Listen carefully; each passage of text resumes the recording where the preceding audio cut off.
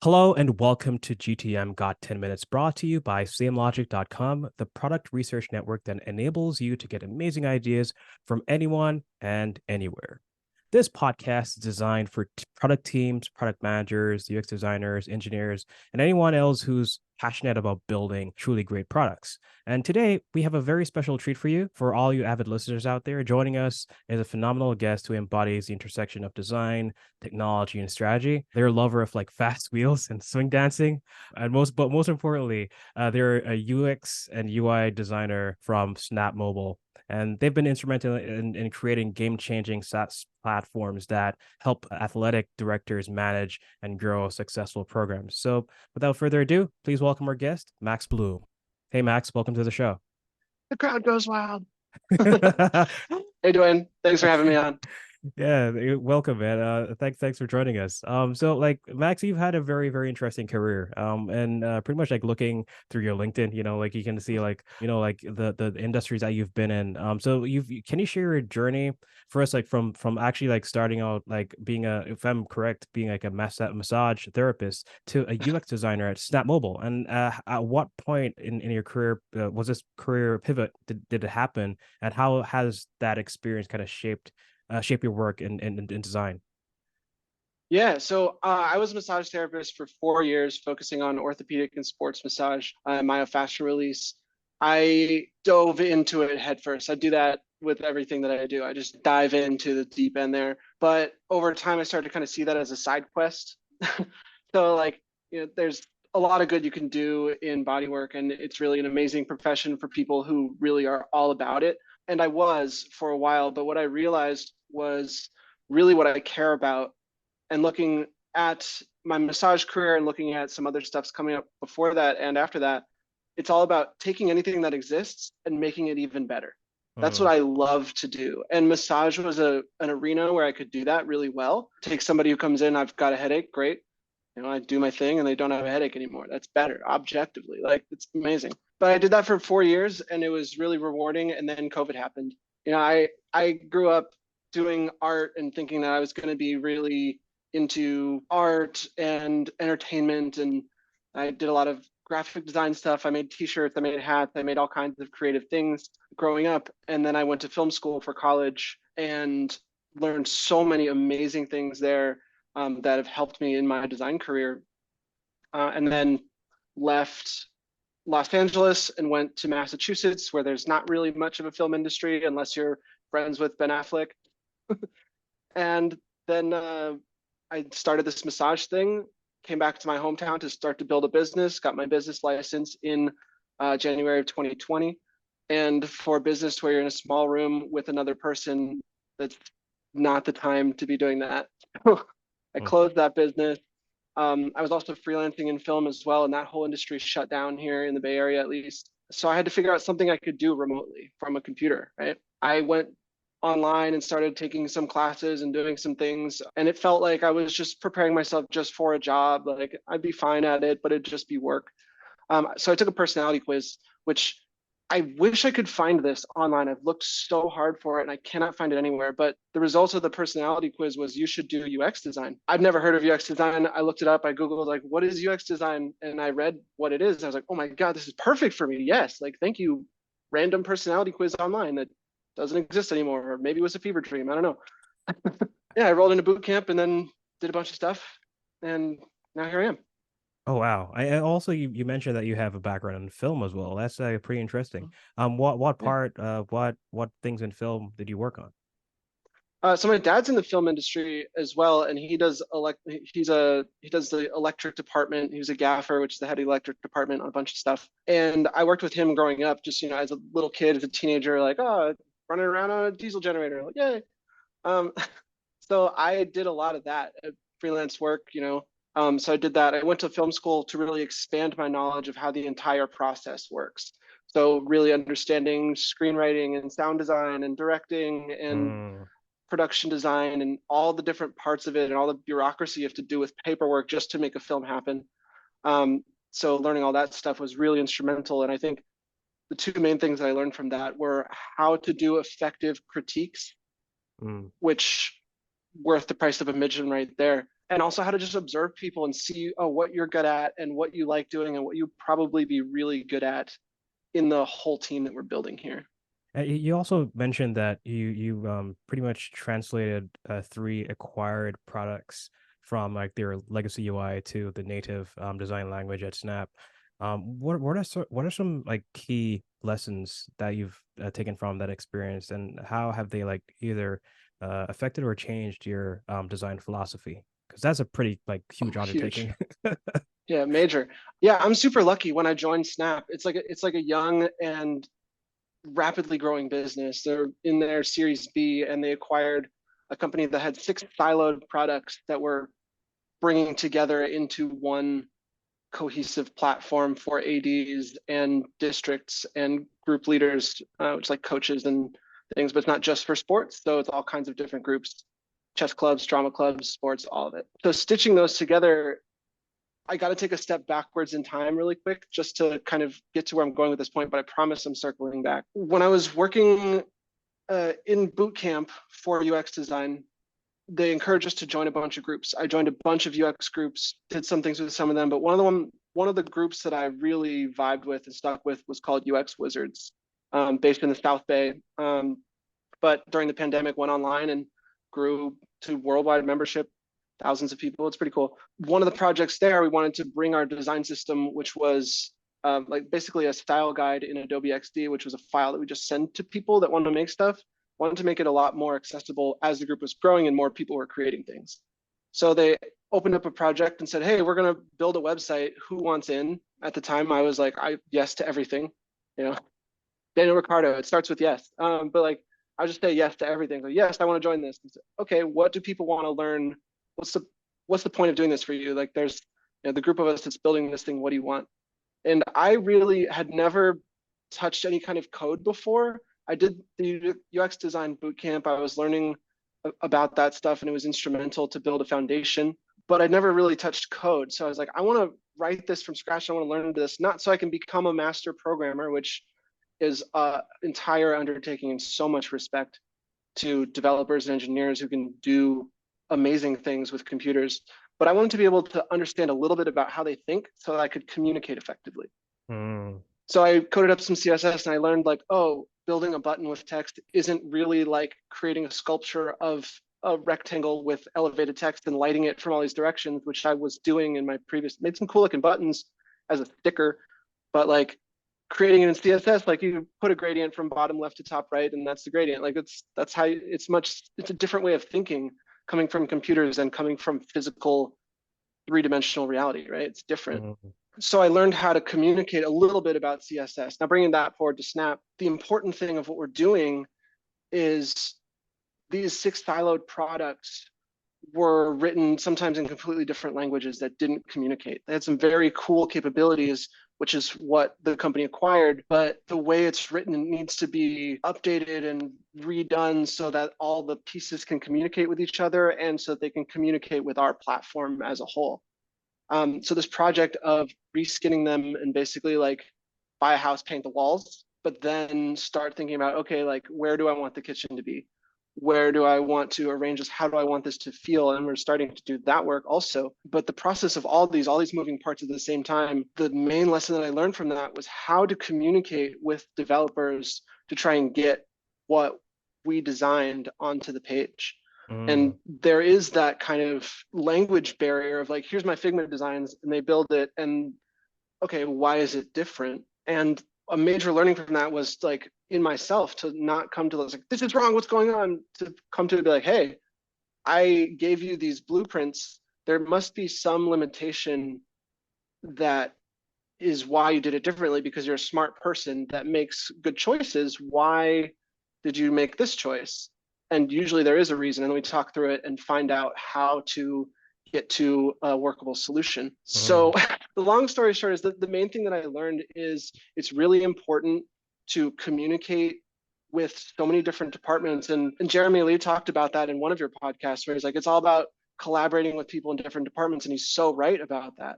It's about collaborating with the project managers and the developers and marketing and sales enablement and training and all these people and all these departments that are interfacing with this is just internal. There's external things too. But how do we communicate? And how do you approach people with a sense of grace of like, you are smart. You are here for a reason. What were the decisions that you made to get to this choice? And maybe it's that I don't understand it and that I built something or I designed something that needs to be built in a different way. That happens. And then also sometimes a developer creates something and I say, okay, well, really what we're thinking about in this moment is this part of the flow. It needs to be like this. So coming to those compromises and really having grace for people and understanding that like you don't come into a room and say this is all wrong. Like never. That doesn't work. People go on defense and everything gets worse. Oh wow, that's so true. This kind of like segues into like one of the questions I wanted to ask as well. You mentioned that you ask a lot of questions, right? Like that's a hallmark of like really good UX designers, really good engineers, really good like founders, CEOs, like asking really good questions and like sometimes over communicating. When it comes on to asking a lot of questions, how did that help with like your understanding of like how the different code bases worked, what things were needed to be improved upon, what things you think you could have probably like harvested from like the existing stuff to use in the new stuff, how did that help the entire transitional process? The process of asking questions and learning about how to integrate with all these departments in a really usable and helpful way really came through, again, trying to understand, trying to learn, going into it with like a learning mindset, not of like, I need this, how can you get it for me? Which, sometimes is what needs to happen, but coming into it like, hey, you're thinking about these things and I want to understand it. How does it work? And people love talking about themselves. They love talking about their area of expertise, even introverts. A lot of times I meet a lot of introverted people and they have a lot of interests. They have a lot of really cool stuff they're into, but going out and making small talk in a bar is not their thing. Like, that's okay. But those moments of connecting not only with the work but with the human beings doing the work. Work is trading your labor for money, but you're a person who's providing the labor. So like I really seek to create these connections with people to understand, what are you into, what do you like, where are you on your career journey, what do you understand that I don't understand that I can learn from you. And that has helped me so much. Also like as a UX designer, like coming from like understanding like design, film, and everything, like there must have been like some challenges when it comes on to like how things were translated, how things were designed. You could probably give us an example of like one of the challenging things that you kind of like face and like how you kind of overcame it. In boot camp they teach you like the perfect process or whatever, like there's no one perfect process for any situation, but they teach you, step by step, like in a vacuum, here's how you do the thing. And then you build a bunch of projects for yourself. You create find a problem, figure out how to answer it. Like that's a incredible founder's journey. That's amazing. And when you're working in enterprise, it's not really how it works. So one of the main challenges was like, I had done a bunch of consulting and I had done a bunch of freelance stuff out of boot camp and just saying yes to so many projects. And a lot of the friction that I encountered on a work level was me saying like, this is the process, here's how it needs to work, give me the information that I need. And that was a major learning for me. And the challenge there came from inside of me, like not external. Like people are people, that's how people do work, right? There's constraints on projects. But one of the major learnings for me was to understand the long game, to really understand that, okay, we have these 6 products right now. What we're doing is we're taking the exact product that exists, which we know we have improvements we want to make too, and painting it to look like our system, which to the current users is going to be a massive change just to what they're used to, right? Like the mental model of like, I'm using paper to do this thing, and now it's on the computer and I do my paper stuff, but it's on the computer, right? So I can email it to somebody. Taking the system they're used to seeing and completely changing the way it looks without changing any functionality.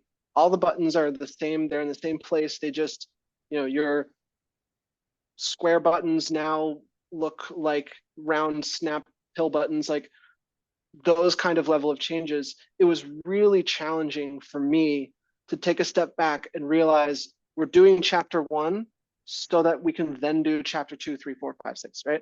Mm.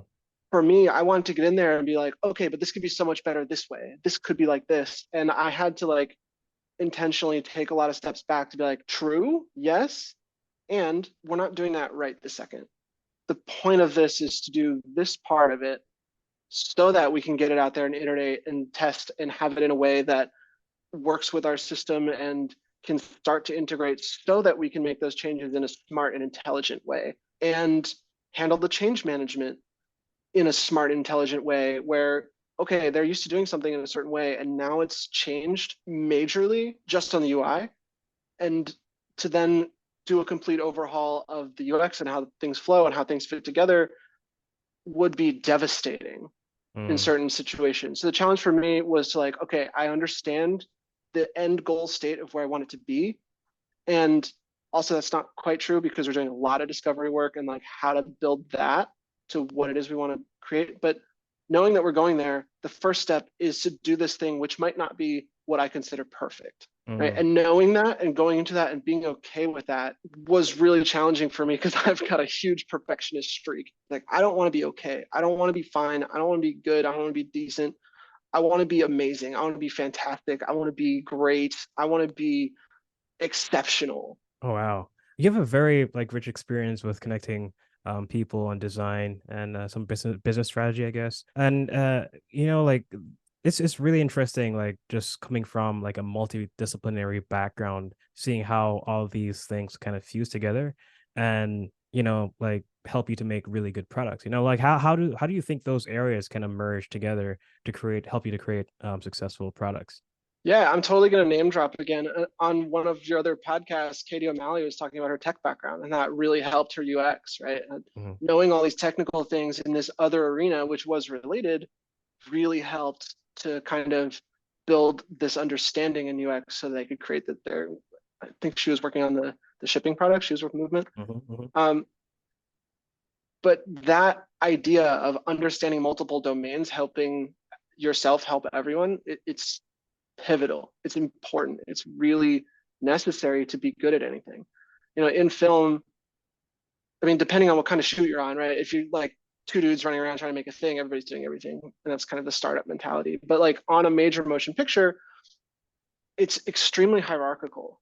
And I think that's a good thing because it makes a really efficient machine if everybody is thinking ahead about what the next person's going to need. But like, you're never going to see an electrician go up to the director and be like, hey, I think we can get the shot like this. Like, that would never work, right? Because the director's doing a job and they're talking to their DP, who's talking to the gaffer, who's talking to his electric department. If someone on the team has an idea, of course you want to tell your gaffer, who's then going to talk to the DP, who's, you know, it's extremely hierarchical like that. And like at the lunch line, it's not like you can't talk to anybody. Like, you absolutely can. It's great.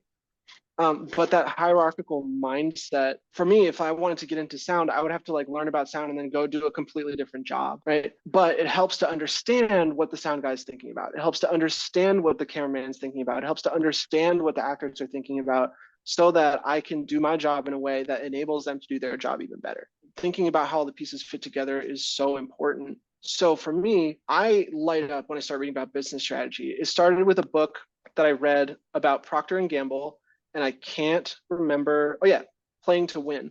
I just saw that book somewhere. I was like, sounds interesting. I'll read it. And I lit up about it. It was awesome. Like, just reading about these business strategy things was fascinating. And so I've continued reading business strategy books. What that does for me now is it helps me to have empathy for other people in business units around the company, right? So Mhm. I'm working on UX and I'm doing this, but I have to understand, I'm not going to tell somebody how to do their job, but I need to understand kind of what they're dealing with and what they could be thinking about as they're making certain decisions so that I can say to somebody in a meeting like, hey, you know, what is the concern here? I have a question about this. Is this something we should be thinking about? So that they can be the hero and then say, oh yeah, hey, this is something we should be thinking about. Allowing other people to be the hero by knowing a little bit, but not coming in as the expert. Because I'm not. You know, I'm the expert on my project that I'm doing, and expert comes with major finger quotes, right? Like, I'm the expert in that I'm the one that's working on it, but there's so much more to learn always. There's so Mm. much more to learn. I guess your question was about lessons I learned from learning about other departments, and it's all about communication. It's the same thing, learning about CSS so that I can talk to a developer in their language. There's this meme of Sofia Vergara from Modern Family being like, "Do you know how smart I am in In Spanish?" Spanish. Because she's constantly having to like translate her thoughts into English. So if I can extend that little bit of like compassion to the developers and understand their world a little bit and be like, hey, I don't know how to write what you're writing. Like, that's amazing to me. It's beautiful. Also, I kind of slightly understand how a Flexbox works, and like, does it make sense to think about it from that perspective? So to use their words a little bit without coming as like, I'm the expert, here's how you do your job. Just be like, hey, I'm trying. If you travel to another country and be like, I'm trying to speak your language, they'll probably laugh and be like, I speak English. Yeah, you've mentioned like I think this dovetails into your preference of like coaching over teaching. Mm, You mentioned that it kind of like affected your role or like it influenced your role as a project manager at Smash. hmm How do you apply this philosophy in your current role when collaborating with your team? I mean, you've alluded to it like a few times, but I think it's worth to like kind of talk about this a bit. Yeah, Smash is a really cool organization, and their focus is getting disadvantaged or underrepresented populations into STEM fields. They start in, I think, middle school and high school, and like help people throughout that time get like STEM and tech interest and literacy. And then in college, their first incoming freshmen and sophomores, they have a program where they place them in paid internships with STEM companies around the country. So I was able to project manage 6 brilliant interns through a biotech internship at Nautilus Biotechnologies last summer. And I don't know anything about biotech. Like, I was talking to people like, what is DNA origami? Please explain this to me. And then they would, and I'd be like, I still don't get it, but cool. I'm glad you get it because that's your job and awesome. But one of the things was coaching, right? They taught us that in the training for this program, how to lead these brilliant young people through their internship is like, it's not about being a subject matter expert in whatever they're doing, because that's what they're doing. And that's what the company they're working with does. Your job is to help them gain some business literacy and public speaking skills, and like and by business literacy I mean things like showing up on time, doing these things in a way that, I mean, the cynical way to look at it is to say to make them a good employee, but the less cynical way to look at it is like these soft people skills that help people like you more, which gives you more opportunities. Yeah, like having a way to communicate and like understand really with like emphatically like what someone's experience is and like be able to relate to that, and have a conversation is very, very important. And I think like especially myself came from an engineering background, and then kind of like started to interact with people in different backgrounds and saw like, oh, like it's you can have a conversation. It really helps, so it really helps with like how your career progresses. So you've made like a significant impact at Snapable, and like you've been there like for a little bit under a year. Like can you share more about like a project or initiative that you're most proud of? I would have to say it's an initiative. It's not necessarily a feature that we're releasing. It's not necessarily a reskin or anything. We've done some cool things so far, but I think the initiative that I'm participating in that I think is the coolest. I didn't start it. It's not my idea. It came from someone else, but I think it's really, really awesome and really important. This idea of breaking down silos between departments and increasing communication, right? I think Mm, that's super important. I mean, to a certain extent, we have to make money, sure, but like, it's not about the dollars that we make. It's about the impact we have on these programs and on these young people. So like, that customer service focus is huge, and that's what it's about. And now as we're evolving into like a tech platform, we're evolving our product thinking to like get up to the level of that focus on frontline sales and customer service. The initiative that I'm really proudest of being a part of is now we started having these weekly meetings with on a project that's currently being developed, with the developers coming in and just like talking with me. Like they come up with their questions throughout the week and come to me and be like, hey, I'm thinking about this, what do you think about that? I'm thinking about this, what do you think about that? And it starts to create this like iterative cycle where instead of having kind of like a waterfall process, like I build this, I hand it off to you, you do it, I review it, and then it's good. Or there's, whatever the process looks like. Now it's starting to have this like communications back and forth. And that's like a beautiful evolution that I'm super happy to be a part of. nice. This is my last question here. I ask everyone who comes on the show about this question, and pretty much like a lot of times, or strongest, the things that we're strongest in now, we were weak in. So Hmm. what's one weakness that you turned into your strength? I think a weakness that I turn into a strength is like I have this anxiety of like taking over. I have a lot of energy.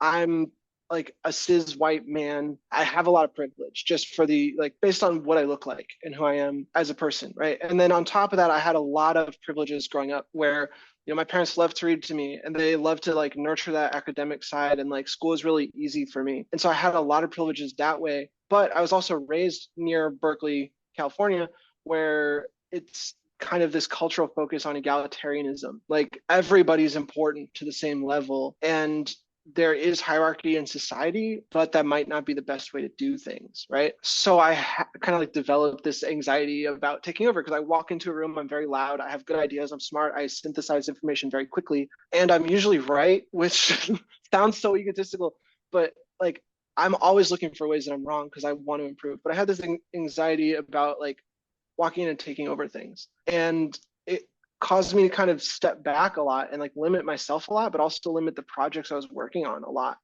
I was working on a project where it was like a deadline of mid-April, right? We work on this thing, it's kind of going slowly, and there's like a de facto leader who was like kind of doing the thing.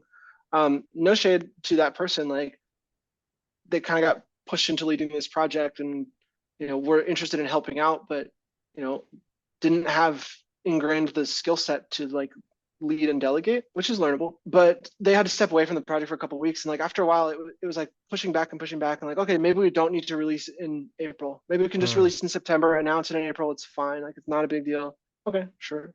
It's moving slowly. We have weekly meetings. A couple things get decided. We do a thing. Then the person had to step away, and I said, "Hey, do you mind if would you be offended about it if like while you're gone, I kind of like officially lead this project?"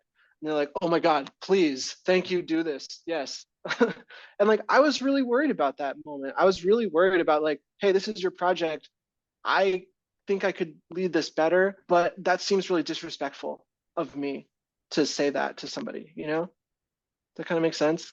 Yeah, it Like, does. hey coach, I think I could coach this better than you. Like that sounds so horrible to me to say it. But like I have a skill set to do it, right? So I have all this anxiety built up about like being in charge of things. And like walking into a place and being a golden boy and like, yay, like sometimes deserved, but in my opinion, like sometimes not, and just given to me for, I don't know, I have to assume it's because of who I am as a person, right? Which isn't fair. And also I've been nurtured to do this well. Right. So it's this kind of this balance. So I stepped into that project. I was like, okay, you put this over here, you put this over here, you get these images, get them for me. Like 2 hours later, they had them, like boom, boom, boom, boom, boom. And then we delivered the project 24 days ahead of the original April due date. Like, because I was like, I can do this. You go here, you go here, because I've spent so much time looking at like who's good at what, who would be good for this project, how can we organize this thing. I'm really into like logistics and optimizing. I'm like a gamer at heart. Like I didn't grow up playing a lot of video games, but I love optimizing things and like figuring out the best way to do this. I'm a min maxer, which is not great if you're like trying to have fun role playing in a D&D session. But I'm really good at it, right? So I had to step back from that anxiety of like it's not okay to be in charge if you're not explicitly told you're in charge, and just like and then having that thought on the one hand, and then also have people kind of default to like, Max, what decision should we make? Like it's a weird space. Like if I'm not in charge and people are still looking to me and I'm still coming up with ideas and like making space for the people to have it, but I'm not in charge technically, like it's weird for me. I had to let go of that and be like, it's okay for me to be good at things. It's okay for me to say what I'm good at. It's okay for me to do more of what I'm good at. And it's better for everybody around me if I do that. At the same time, I do have to balance like I'm not in charge of everything. I don't know everything. And there are people who know more than me and are better at leading things than I am. So it's okay to ask for help too, right? And it's not okay to go in and try to take over everything every time because it's not appropriate and not the best way to do things. And nobody likes that guy, right? So finding that balance has really turned that like anxiety into a strength where like, okay, I recognize it, I can name it, be like, okay, but go away. And then what does this project need right now? It's not about me, it's about succeeding, right? Mhm. So if what it needs is for me to take a back seat and just do the work, hell yeah, I'm in, let's do it. If what it needs is somebody to decide when to delegate, let's do that. If what it needs is somebody to, in a meeting, say like, is this what this meeting's for? Is this our agenda? Do we need to decide things by the end and then make sure it happens? Like I can do that and do it in a way that's not taking someone else's job. That was amazing. Thanks today for all the insights that you've shared today. Really enjoyed this conversation. And thanks for joining us. Yeah, Dwayne, thanks for having me on. And thanks for listening to the Got 10 Minutes podcast. To stay in touch, please follow us on LinkedIn or the podcast app you're listening to this on right now for more episodes. Take care.